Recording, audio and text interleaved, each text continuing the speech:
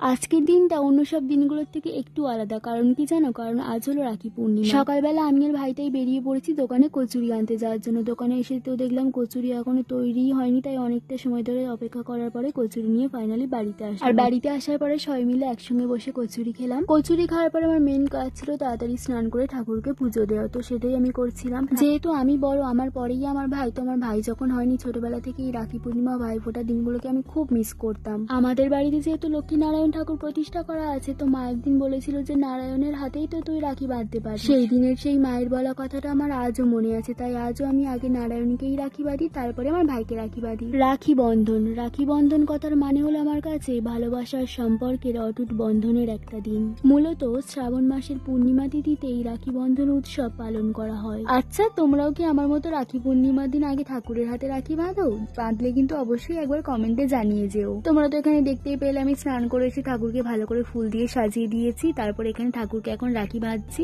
তোমরা কি লক্ষ্য করেছো ঠাকুরের হাতে আগের বছরের যে রাখিটা ছিল সেই রাখিটা আর এই বছর যে রাখিটা আমি বাঁধছি সেই রাখিটা পুরো একদম সেম দেখতে ছিল। আসলে আগের বছর মা যখন রাখি পূর্ণিমার জন্য রাখি কিনে এনেছিল বাজার থেকে, তখন একসঙ্গে দুটো রাখি কিনে এনেছিল ঠাকুরের জন্য, তো সেই কারণেই আগের বছরের রাখি আর এই বছরের রাখি একদম সেম হয়ে গিয়েছে। যাই হোক, কথা বলতে বলতে এখানে আমার পুজো দেওয়াও প্রায় কমপ্লিট হয়ে গিয়েছে। কেমন লাগছে আমাদের বাড়ির ঠাকুরকে দেখতে তোমরা অবশ্যই একবার কমেন্টে জানিয়ে যেও। ঠাকুরকে পুজো দেওয়ার পরে তারপরে এখানে আমি আমার ভাইয়ের হাতে রাখি বেঁধে দিচ্ছিলাম। ঠাকুরকে পুজো দিতে দিতে আমার অনেকটাই সময় চলে গিয়েছিল, তাই আমার ভাইয়ের হাতে রাখি বাঁধতে বাঁধতেও আমার অনেকটাই বেলা হয়ে গিয়েছিল। জানি ভিডিওটা পোস্ট করতে আমার অনেকটাই লেট হয়ে গিয়েছে, প্লিজ তোমরা একটু মানিয়ে নিও। আর আজকের ভিডিওটা দেখতে কেমন লাগলো সেটা জানাতে আমাকে একদমই ভুলো না। চলো আজকের মতো টাটা।